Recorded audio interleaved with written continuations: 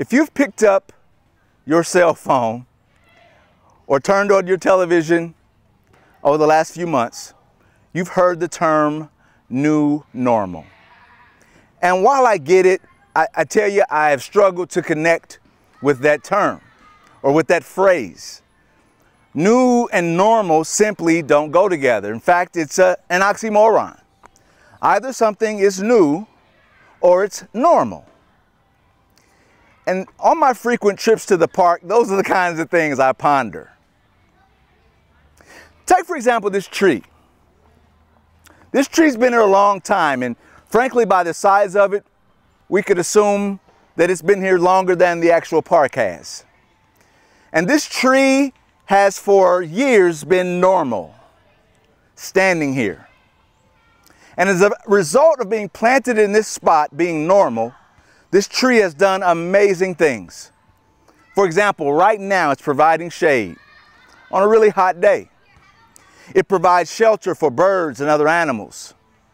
It provides oxygen through its leaves. Meanwhile, doing nothing but being normal. I've concluded in my own heart and mind that being normal has little to do with what you do and where you go, and even how you do it. But being normal has to do with how well you align with creation, like this tree does. It is being perfect and normal in its state, and how well you align with your Creator.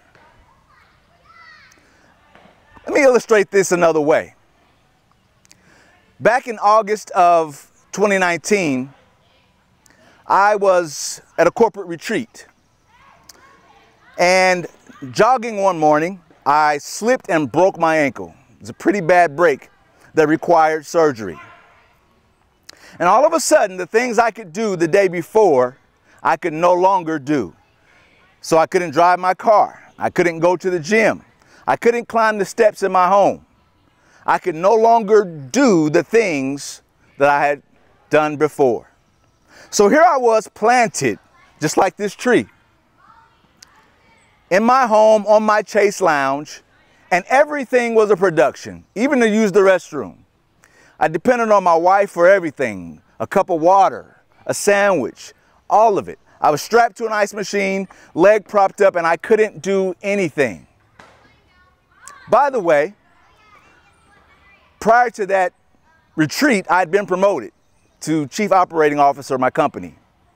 And I was to start September 1. So here I am coming out of surgery on August 28th. I'm going to start a new role in 3 days, and I can't do anything. All of a sudden I realized that it couldn't be about what I do, but it had to be about who I am to get things done. In other words, like this tree, I had to align with my creation, align with my Creator. In other words, align with my humanity. And so I had to become more humble, more collaborative. I had to become more trusting. I had to become more open. I had to be willing to allow my team members to do things the way they saw fit. The amazing thing that happened is in those first 30 days of my new role, things got done. And I couldn't do anything. But they didn't get done because of what I could do. They got done because of who I become, and also because of an amazing team. Fast forward to March of 2020, and the entire country is blessed with the same gift I was given the prior August. COVID-19 swept through the country and caused a complete halt. Everything stopped. Schools shut down, businesses shut down. Unless you were an essential worker, shut down.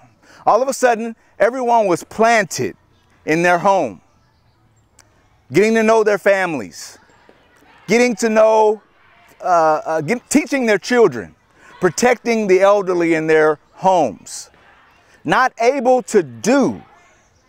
And all the things that they were doing all of a sudden became insignificant, and the most important things became more important, aligning with their humanity. I'm convinced that normal can never be new. New is new and normal is normal. However, I am encouraged and persuaded that normal can be new again. By aligning with what matters, by aligning what makes us common, what makes us one. May 25th, we all watched in horror as George Floyd laid there under the knee of former police officer Derek Chauvin for 8 minutes and 46 seconds until he was dead. Unfortunately, there have been far too many detained, unarmed black men killed on film, and we've seen it.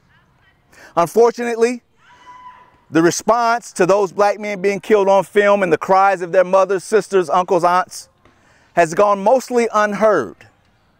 Unfortunately, I and other black men and women have to have conversations with our children about how to remain alive in interacting with the police. Unfortunately, the sight of a police car creates some level of anxiety for a lot of black people. But something was different this time.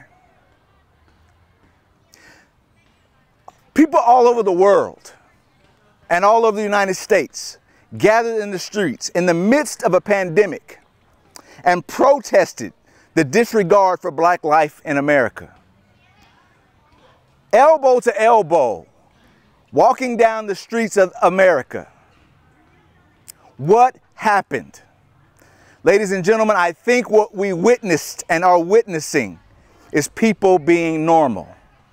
After being planted in their homes for months, having to disregard their titles, their activities, and all the things that they've defined themselves by, we've all had to align with our humanity, becoming normal.